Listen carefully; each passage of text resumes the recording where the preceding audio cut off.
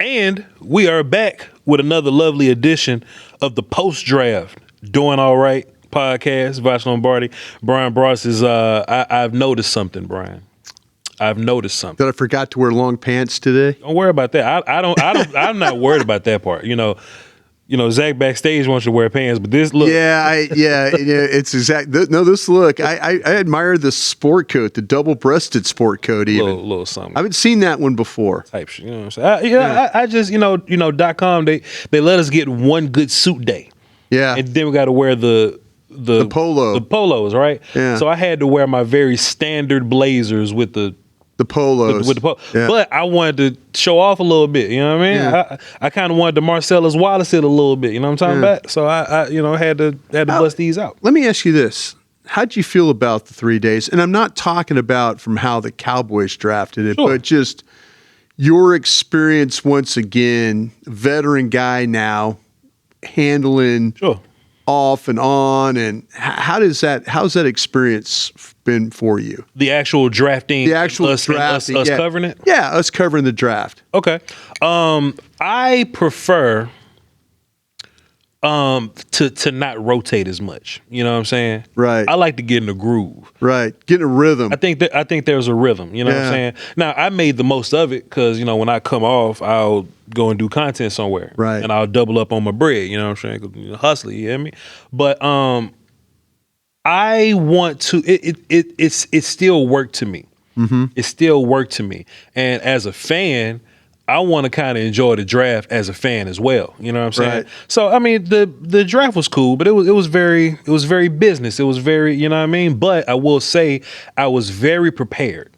Right. I was very prepared, and not just in a way of, I got 207 names. Right. I got notes on 207 people. You know what I'm saying? Right. I have takes on why I got this player over that player. And I think when you're able to get those takes out quickly and it gets corroborated by others, for example, I thought Devin Smith was way better than Shelton and Overton. I thought both those picks were a little reachy. Mm-hmm. And I'm just listening to some of the correspondence, some of the people. Yeah. Everybody seems to feel that way. Charles Davis was on 105.3 The Fan. He was like, Overton, hey, Shelton got to go. Oh, I love Devin Moore. You know what I mean? Right. We did some radio this weekend with Chris Arnold, and you know what I'm saying, and Fred Davis and Fred, yeah. right? I think you were on right before me. I was on right before you. Yeah, but we didn't rehearse. Not at all. I didn't know you was on. Just whatever. Right. And they was like, hey, Voch, tell us about a day 3 situation I love Devin Moore. Right. Then you came on after. We didn't rehearse this. Hey, Bryan, tell us a sleeper in day 3. Somebody, I really love Devin Moore. We both skipped this because we're prepared. Yeah. We both, you know what I mean? Yeah. So it was cool to be able to quickly be able to get all that information out. And I think we did a pretty good job of even Mr. Irrelevant, we had reports on we were all trying to guess who Mr. Irrelevant was, and it was a player that we all knew. Yeah. And a player that we liked. We like Red Murdoch. Fourth, fifth round grades on him. Yeah, the rotating part is because you're right about getting in a rhythm. Yeah. The hour that you get to watch the draft, though, is pretty cool. Mm-hmm. That you get to, that you're taking off. Mm-hmm. But I like being in the mix. I like being in the mix of in the picks. And I also like the things that we do. And I think Kyle has gotten better at this. Mm-hmm. If somebody else takes a player, which a lot of teams do, they're going to take a lot of players that the Cowboys aren't going to take. Mm-hmm. I like talking about the player. Yeah, talk about him. Yeah. I feel a sense of responsibility to our listeners to talk about the player. Buccaneers draft a guy, the Saints draft a guy. I feel responsibility to talk about that player for them. Like, we liked Wheatley a bunch. We watched a lot of him. Just because he went in the 7th round don't mean we not about to talk about Wheatley. Yeah. I'm about to tell y'all how wrong y'all was about Wheatley and why he went so late. Yeah, the thing about with the draft and watching it, and I said this on the broadcast, and again, thanks to everybody out there that followed along. I felt like the teams were drafting better in the 5th round than they were in the 3rd round. Yeah. It just seemed like to me like a lot of my 3rd round guys, and maybe I'm wrong about this, But I think there were like 8 guys that had third-round grades. Yeah. Those corners, the Abneys and the Rivers and all those guys start going off the board, and I'm like going, well, somebody woke up here. Yeah. There were some. I think there was some times where some teams in that third round, the Michigan tight end, Klein, yeah, he might be a great player one day. Yeah. But when there were some questionable selections. And I'm like, well, why are they not taking this guy? Or why are they not? And we got caught up too a little bit in those medical things. That's the one thing that drives me nuts. Yeah. When Cordelone, from Cincinnati, yep. And I reach out to a team and I say, why is he? What's his issue? Yeah. The guy goes, he's got blood clots. And so we wouldn't even know. We wouldn't even know. Yeah. But here we are talking about potentially 4th, 5th round guy at defensive tackle. And see, so that's where I feel like at times I let my listeners down. Mm-hmm. That I didn't know that, well, hey, Bryan, why is this Cincinnati kid not getting picked? Yeah. Why is this wide receiver from Miami not getting picked? Yeah. And you start to, and you could tell when you're watching your board and like, okay, who's your best player left? Mm-hmm. I got 3 guys that all have medical concerns, but have those grades. But I think our audience would know that when we're having a conversation, it's based on film. Yeah, it's based on film and not, the behind the scenes stuff. But on the same token, I'm gonna get the audience. I'm gonna take credit away from the audience because my evaluation of Kelvin Joseph is just based on Kelvin Joseph. Right. We didn't know Kelvin Joseph didn't like football. Yeah, it's hard. We didn't know that Mozzie had the mental stuff going on. You know what I mean? Right. So that stuff we can't be held responsible for. Like we just watched the film, but I think the audience most of the time gives us a little bit of wiggle. I really do. I appreciate the back and forth that we have with the audience. I do, and I know that. You get involved with it as well. I think that part of it is very important for our listeners to be able to say, well, hey, why this, Bryan? Or hey, that was a great pick. Or what were you hearing here? Or what were you thinking there? I think that's a real positive thing that we try and do here on this show. Yeah. But man, I'll tell you what, there were some picks that were made, and I know we'll get into some of these Cowboy picks. You and I haven't had the ability to sit down. I had to do some things, family things yesterday, but there's some things that with this draft, and I do like to pick them more a lot. I really, really do. We could talk about with Barham and guys like that, man. Those are some picks too. Lawrence pick, all those things are really positive. But when you get down to that day 3 stuff, man, that's where you can make some hay. Before we get into the players, though, one more thing that I took away from the draft show this year, right? I'm loudly not interview guy. You know what I'm saying? Yeah. I tell people all the time. You did a good job with that, though. I don't like to ask questions. I don't think I'm that great of a host. I do it because one of us got to do it. You know what I mean? Right. But I'm generally not ask question guy. So last year on the draft show, I had the opportunity to ask a lot of questions, but I ain't asked them because in real life I'm like, what the hell you want me to? Congrats, you know what I'm saying? Yeah.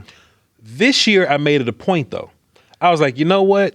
I'm gonna ask these people questions and I'm gonna ask them football questions. See, that's where I think you're a service, and that's where I appreciate the question in line of, hey, I was watching your Ohio State tape. Yeah. And against Oklahoma, Michigan, against Oklahoma, yeah. And to me, that shows the player that this guy really was paying attention. Mm-hmm. This guy just ain't reading Dane Brugler's Beast and doing a draft. Yeah. This guy's really watching me play football. And I think those kinds of questions, I think that's the one thing that players appreciate. Yeah. But I also feel like though it shows that you're doing the work. And the answer, and they're good questions because it gives some insight to why. Yeah. Why do you play your pedal this way? Why do you zone cover this way? Sure. I was watching a game, and that kind of takes that player to that area. Yeah. You did a good job with that. Appreciate your player. Bryan. Yeah. Man, I'm just looking at the class here. What time it is? We straight. I'm just looking at the class here. We'll do some of these today and some of these guys tomorrow. We'll do that. Sounds good. Bryan. Caleb Downs doesn't have any roster competition, does he? No. You know, we're not going to get to the second week of minicamp, and, you know, we hate it every single year. The rookie got to earn his way. We're not going to get the second week of minicamp and Caleb Downs is on the sideline while the first team defense is out there and Reddy Stewart is the first nickel safety out there. We're not going to get to that, are we? Oh. You don't know? There'll be some ridiculous things. Some nonsense going on, right? Yeah, there'll be some nonsense. By the time we get to training camp and the regular season, Downs will be fine. Yeah. But I don't even want to see Downs waste reps in minicamp. Yeah. I don't want to see none of that. Right. You got to catch this guy up. You know what I mean? Right. And especially with this new system, Christian Parker's going to be running this new system, but everything that we think that we know is going to be difficult and tough to learn. They don't want dumb players. So it's going to be something that only smart players like can pick up and, you know, be able to execute easily. Like Bryan, I don't want wasting reps with Caleb Downs. If Caleb Downs is going to be a super important part of this defense, I need him out there day one. I don't really. No, yeah, and there'll be some ridiculous things where like Wheezy Bridges out there. Yeah, well, like veteran guy, I get it, but listen, you drafted Downs for a reason. Yeah, get in that 4-2-5 and figure it out. Put his ass up. You know, put him out there and let him cover and let him.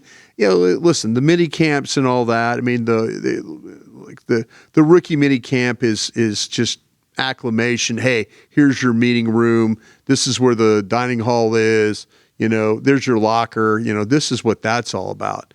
But some of the stuff when they get to start to work with the team, you know, maybe you could see where they're lining up. There was a time with Jason Garrett when this coaches used to see some competitive stuff. Maybe we'll see a little competitive stuff from Brian Schottenheimer. But to your point, I don't need to be sitting there at the Star there at the Ford Center and watching other people play nickel corner. Yeah.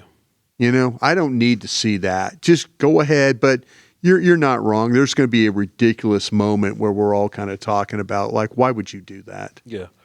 Do you expect them to put the bulk of the responsibility on Downs because they feel like he can do it, or you think that they're going to lean on the veteran Jalen Thompson first to kind of lead off the nickel responsibility? Yeah, I think. Or because because look, when the Cowboys signed Jalen Thompson, we were like, oh, he could play safety and nickel. Yeah. Do you think drafting Downs now that you're going to just get more full-time safety from Jalen Thompson? I would think so. Yeah. I would think so. And, you know, we're going to talk about Moore. Mm-hmm. I kind of feel like Moore maybe needs to play free safety. Good, yeah. I think about Thompson, Moore, Downs. Get me all the guys that have length that can cover. Get them out there. I know it's somewhat of a projection, but you could see by the way the length and the way he moves and all that. Hell, he might be one of your better corners. I just kind of saw when I watched him play. Sure. I was thinking, God, this guy might be a really good free safety. Yeah. That plays with range. And I didn't like how the graphic on the NFL Network was like he's a press man corner. Yeah. He got all his picks in zone. All his picks. All his picks in zone. All of them. And most of them came from, you know, they do the weird cover too, where the corner bails way back and plays half. Yeah. So you got a free playing one half and the corner bailing and playing the other, and somebody else coming to do Yeah. And I'm like, man, he for his height and size, he can flip his hips. Like, he got good feet and all that, Bryan. I don't see why he can't play safety. See, I just it's that side of me that looks at a body type, and I'm thinking, why wouldn't you play him? I would find a way to get him on the field. Where in the depth chart would you place him?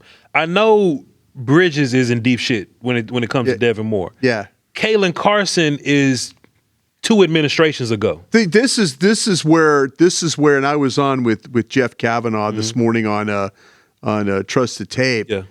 And I'm like, if you're a guy that was drafted by a previous regime, you're sweating.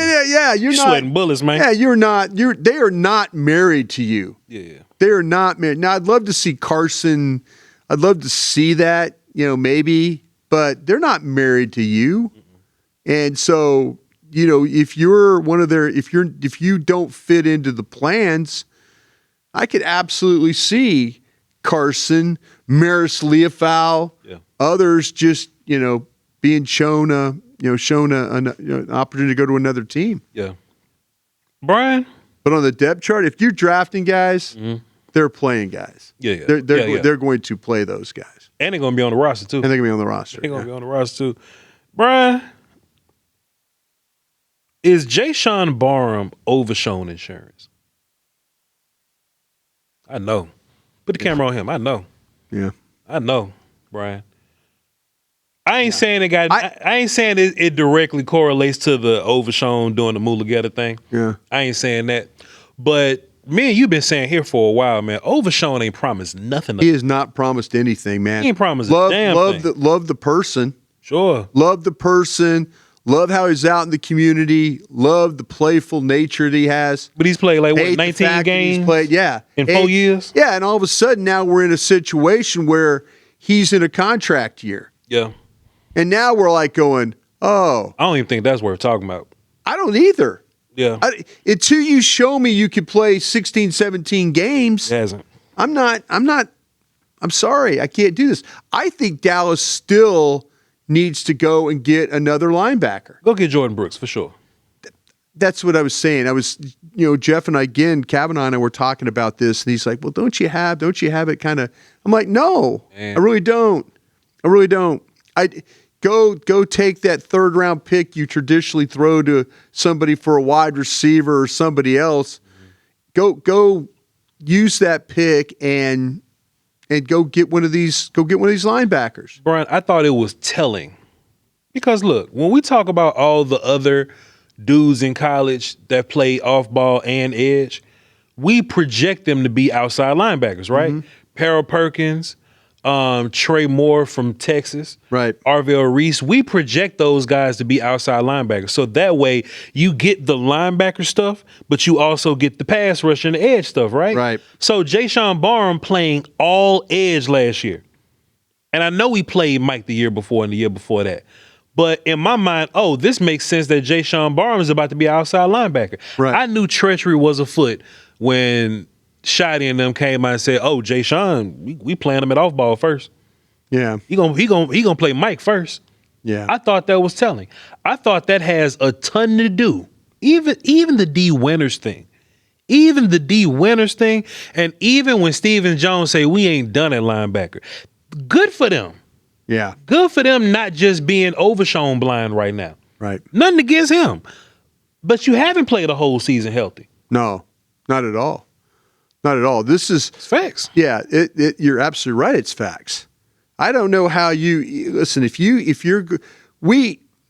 This time last year, we're going into the season thinking, man, it's going to be nice to have Overshown back. Man, it's going to be good to have him back. Boy, he's going to be the difference maker. Man, he's going to be, every time you put your eggs in that basket, you felt like that, well, it hasn't quite worked out. He's coming off a couple of knee surgeries. Yeah. He didn't play well enough last year. He really didn't. Flashes, but he didn't play well enough overall to the point where you're like, man, we're locked down here. We're good. Yeah. So to me, I'm not married. I'm not married to any of these guys. I'm not married to Overshown. I'm not married to Maris Leofau.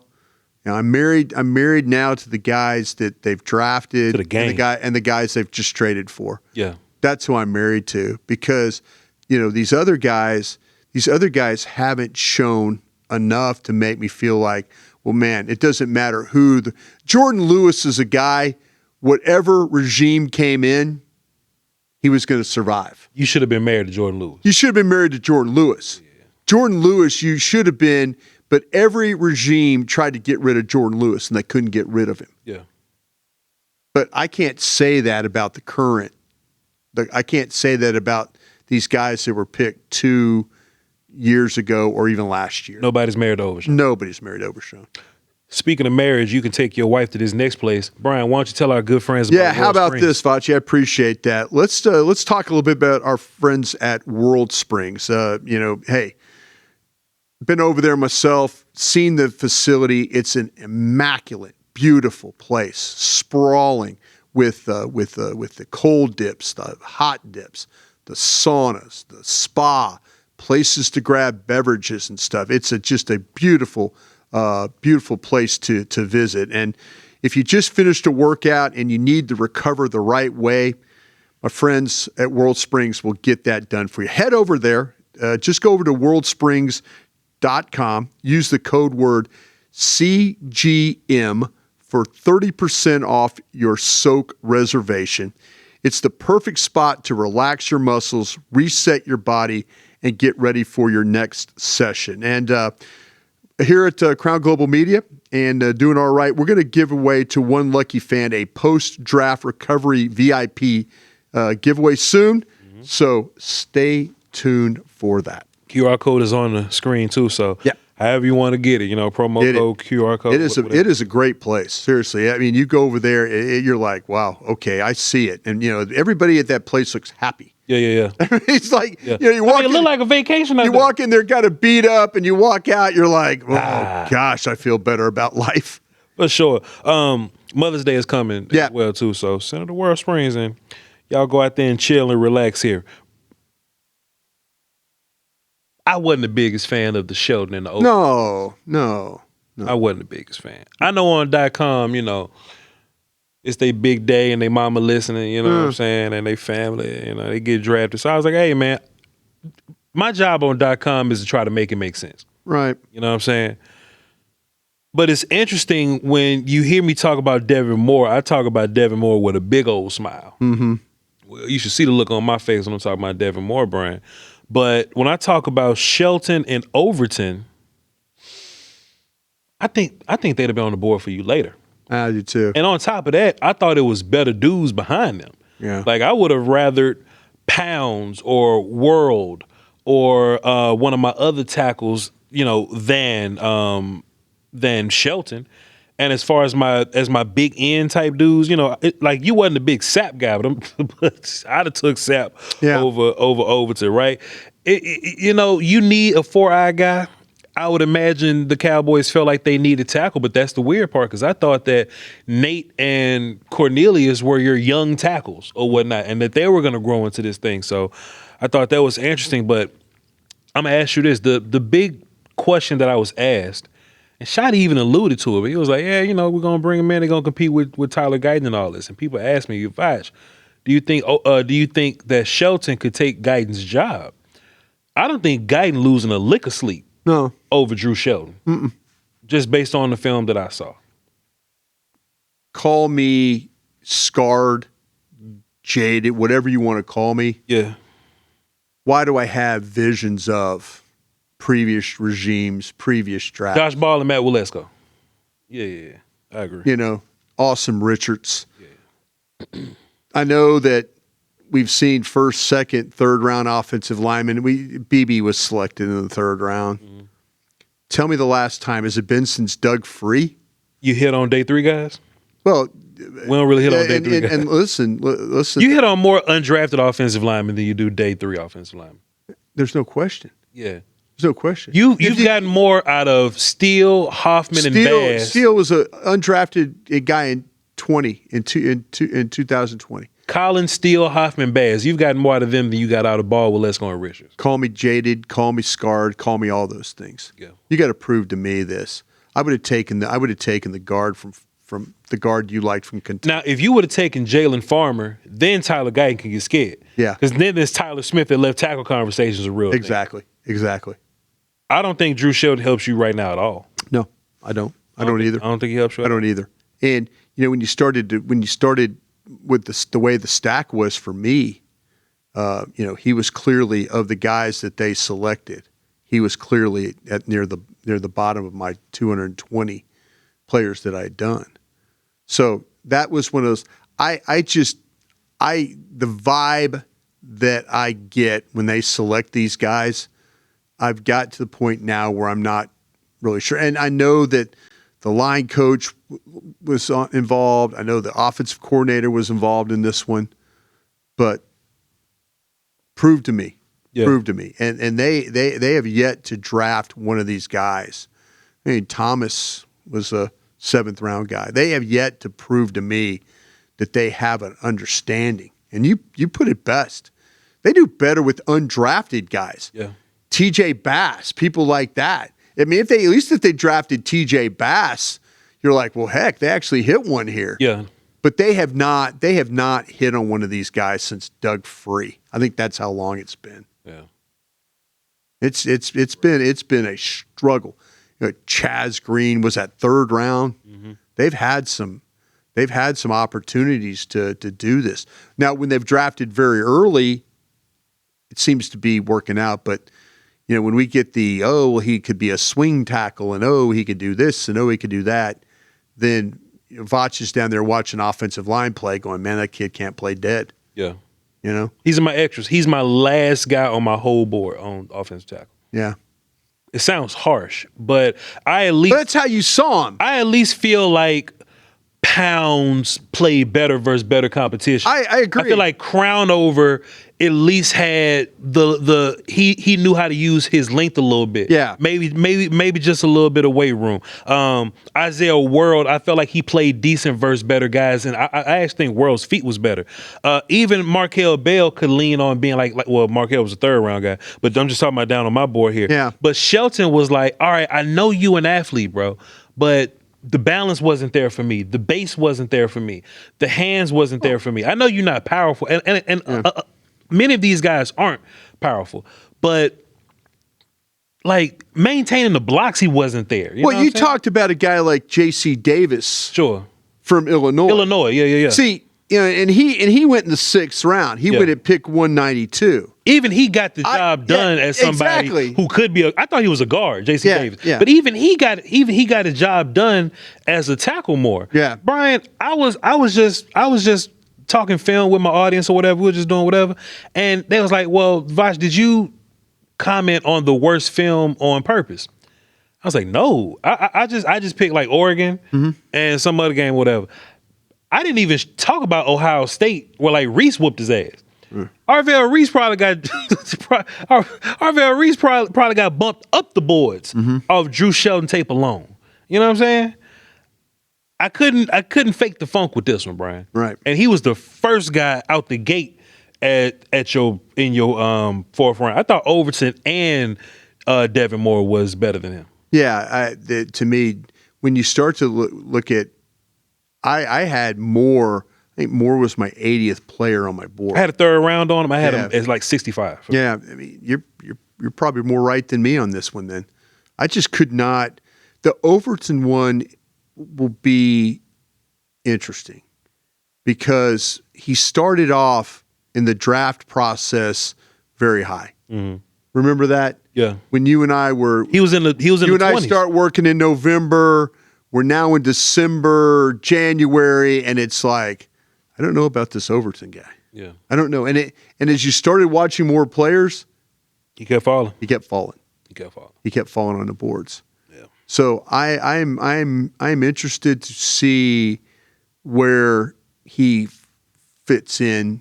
And I'm sure the fit is playing that down edge tackle, playing with some strength and all, but you talk about the tweet. You're not going to get any pass rush from this guy, I don't believe. Mm-mm. You're not going to get any pass rush. Yeah. But luckily, you've got some guys in Lawrence and guys like Barham that can provide some pass rush out of this draft. Where did you have Overton and Shelton ranked?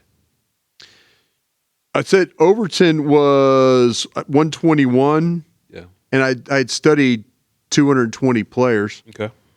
And Shelton was 181. Overton has a better chance of getting on the field than Shelton, you would say. I absolutely would say that. Yeah. I agree. So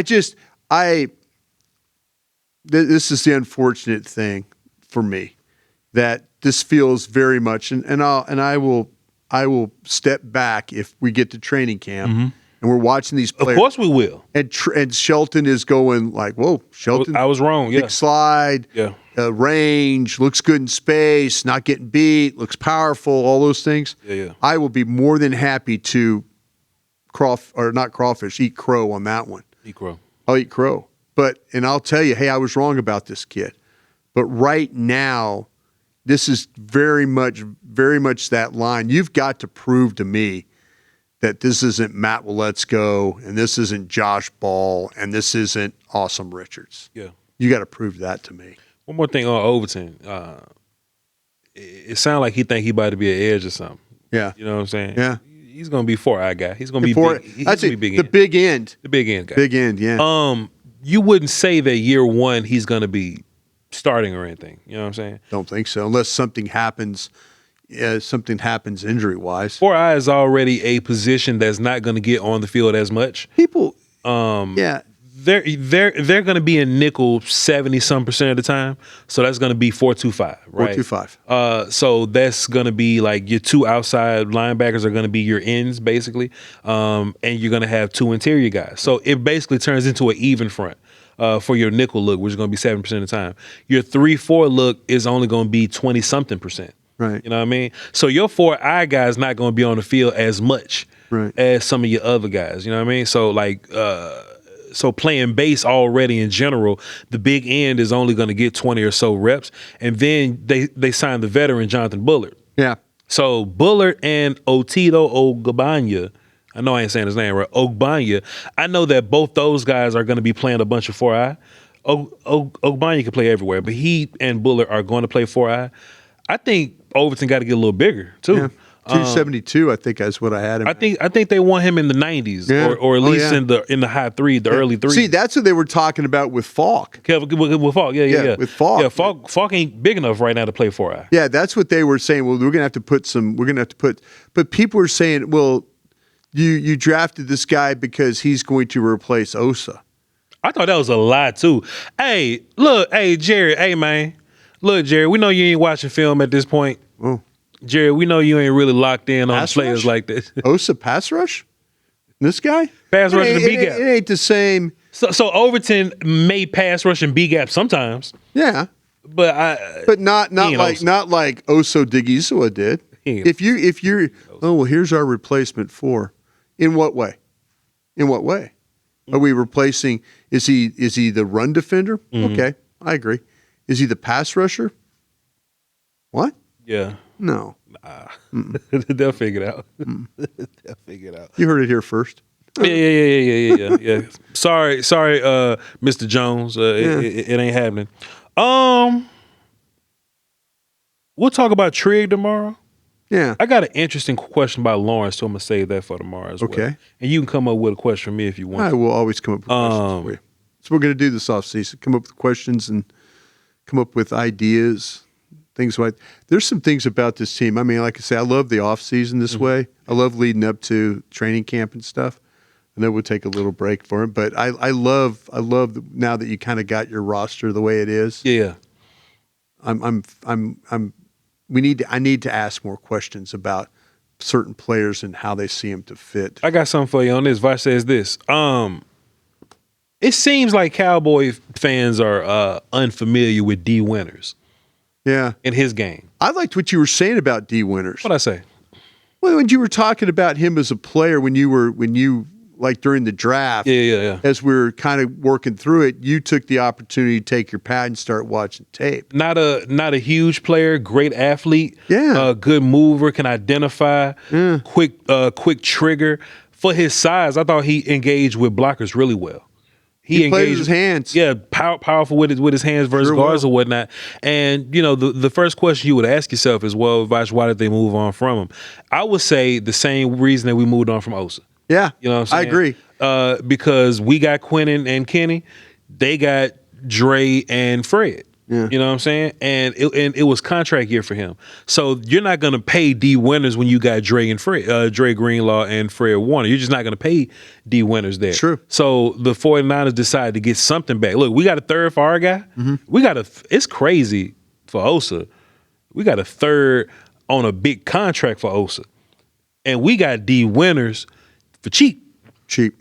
4 or 5. Yeah. So I think the Cowboys kind of got I 2 think wins the in that. Cowboys had a really good weekend. Really good. I think the Cowboys had a very good weekend. Giving up the 5s to get downs, getting the 4s back from getting Lawrence. Hey, Yeah. whether they dirty Mac the Steelers. Of course they did. They dirty Mac the Steelers with the Eagles to get to. Hey, sometimes you got to dirty Mac to get 2 4s. For real. You know? Oh, everything. Yeah. Yeah. And so to me, I really A+ on the execution. Mm-hmm. We'll see. I mean, I had a guy tell me one time, "Oh, you had one of the worst drafts in the history of the National Football League." A scout tell me that one time. Well, that's Jacksonville. No, that was in. No, I had a scout. I'm talking about what Oh, Jacksonville right now did last Jacksonville. weekend. Yeah, it was funny. I looked at my guys, and boy, they were all way. I think the top guy I had was the guy from the guard from Prignon. Yeah, Prignon. Yeah. From Oregon. Mm-hmm. Other than that, man, it was someone. Did you hear what someone said? It was like Jacksonville had taken their draft board and turned it upside down. They were drafting it upside down. It looked like that. Listen, there's a lot of ways to do this. They chose a way. They were very outspoken about it. Hey, no combine, no 30 visits. Don't want to get influenced. They look like a team that didn't do 30 visits. They looked like a team that was playing golf with me in Ponte Vedra when I lived in Jacksonville. It looked like they was just kicking it and pulled names out of hat as well. Man, I don't know how you do that. I don't know how you do that. But Berkshire in the second round, Regis in the third, Prignon in the third, which is their best value. Jalen Husky, I never heard of him. They got him in the third. Wesley Williams, I never heard of him. They got him in the fourth.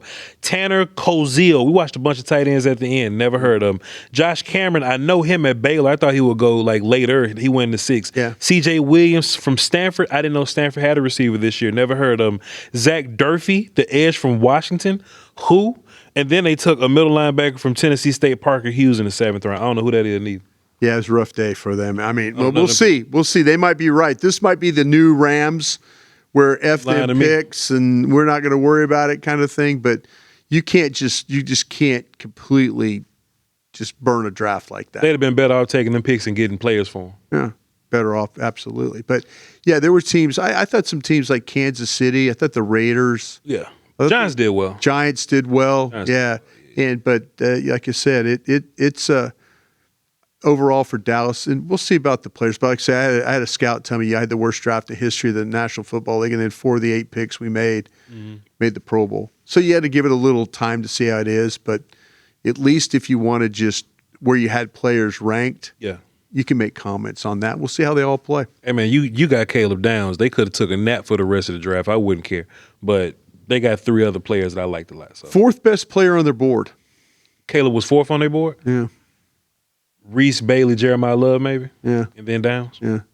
Love was I think coveted on a lot of boards. Yeah, of course. I think a lot of people had Love high. Yeah. Yeah. And do you think that they would have traded up for Reese since he dropped down a little bit to 5? You know what's funny? I want to believe this is going to sound, and this is not talking to anybody in the organization, but kind of hearing some things. I think if the Giants would have taken, and folks, please don't clip this and say, "Oh, Broaddus is saying gospel," but hearing through the circles. If, and this is not from anybody at the Cowboys, this is just hearing through. We're just talking. That they would have taken Reuben Bain if they had to stay there. If Downs would have went to the Dolphins, it went to the pardon me, the Giants at 10. Yeah, if Downs would have been gone, the thought was that Reuben Bain would have taken Reuben Bain. Bryan, I'd have went to jail if you'd have got Downs at 11 and then Bain at 20. Yeah, I'd have went to jail for that one. Yeah, Bryan, one thing I would like to go Golden Corralling though. You called a Golden Corral on that first pick, didn't you? It's I did say that, but when are we all going to the Golden Corral? Is there one around here? So what I decided to do, because it's not one. What I decided to do was I want to take five, whoever, I want to take y'all to Hutchins. Can I go? Hell yeah! I'll pay my own way.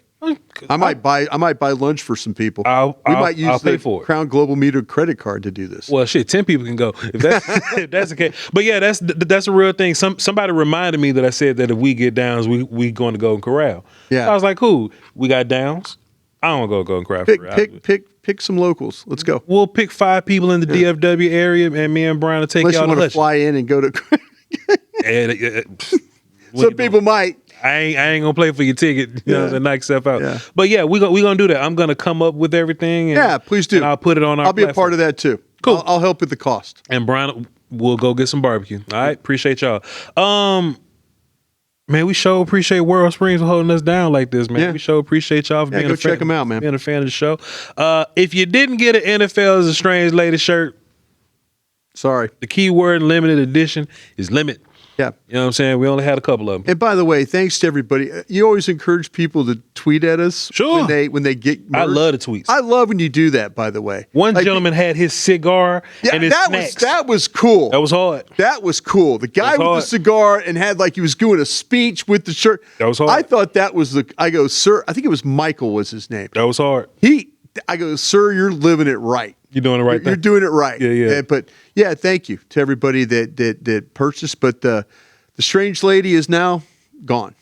So, but thank you everybody for the ones that bought it. Thank you for doing that. Yeah, and there'll be more stuff to do. There'll be other things we can. There'll be more merch for y'all to tap in with. But we appreciate all of the support and like and subscribe too if you can. That would help us. Hey, hit all them buttons, man. Hit all them buttons. Knock yourself out. Yeah, I guess just go to the website if you're looking for something. Yeah, it's all there. It's at the end now, so everything you're looking for is on CrimeGlobeMedia.com. Here's Crime Globe Media on Twitter, and I'm Voch Lombardi. We'll catch y'all tomorrow with another banger, all right? Crown.